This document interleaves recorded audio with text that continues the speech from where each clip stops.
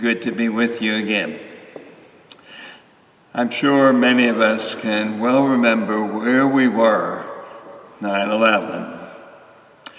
I remember I was in the kitchen having some food, and our secretary at the time, Eleanor Jerome-Chick, came to the door and said, "Isn't it terrible that plane crashed into one of the World Center Towers in New York?"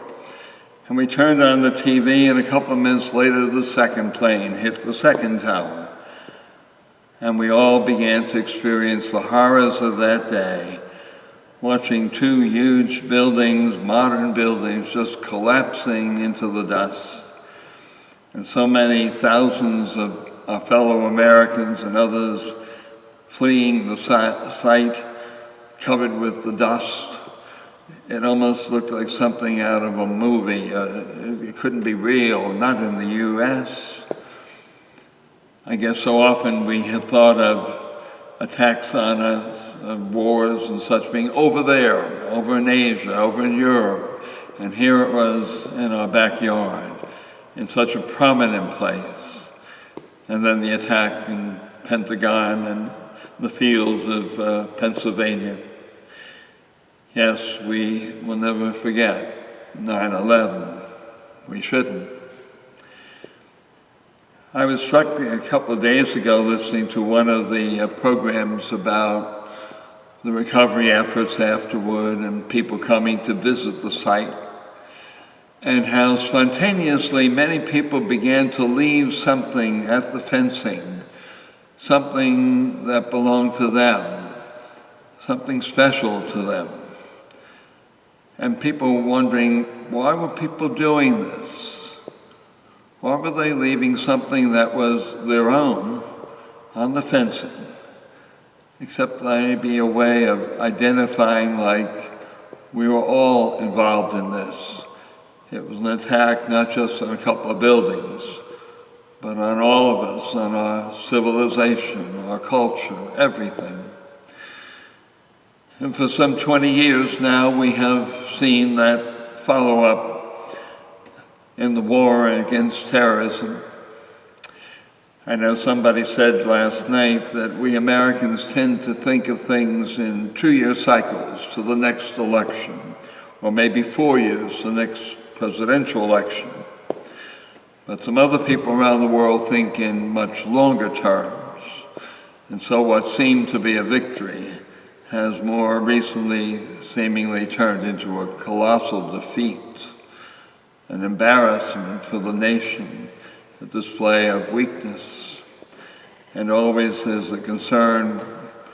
We know very well America has a number of enemies in this world, and if they see a sign of weakness, perhaps now they will try to do what they want to do without fear of the United States stopping them. Yes, it's been a reminder to us that we just don't live in our own little cocoon, our own little family of business arrangements, that we are part of this world scene, and things that happen thousands of miles away from us affect our lives, threaten us at times. I know it's a time to remember all those who died, all the first responders who also suffered so much, and many of whom died because of dealing with the after effects of that destructive attack. And certainly the recent developments in our world and the chaos in Afghanistan has brought home to us again. Yes, it's a dangerous world.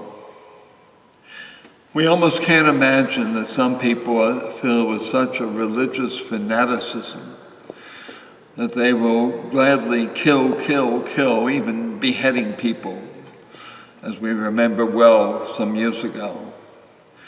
And so we're praying for our national leaders that they'll be filled with wisdom and the strength to make the right decisions for us in a very dangerous world.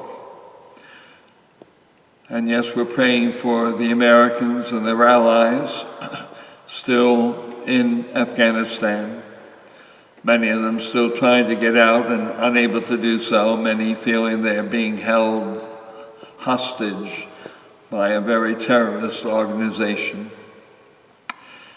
And yes, I think we need to pray also for anyone in Afghanistan who may have been a Muslim and became converted to Christ. If they are discovered, they will be beheaded. That's the way these groups work with anyone who dares to convert from the Muslim religion to a Christian religion. Yes, it's a sad time for us. We remember all those who have died and all those who have died in the struggle against terrorism in the 20 years since.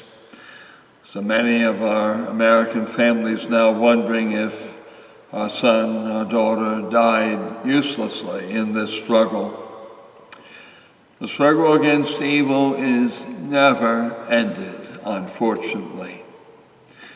And yes, each of us becomes involved in some way. All most of us can do at this point is to pray.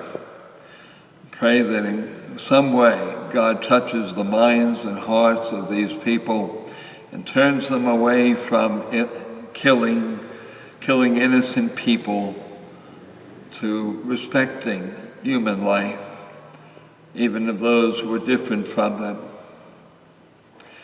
Yes, it's a sad time and a time for intense prayer for all of us. God bless you, your loved ones, and God bless our nation and all the free nations of the earth.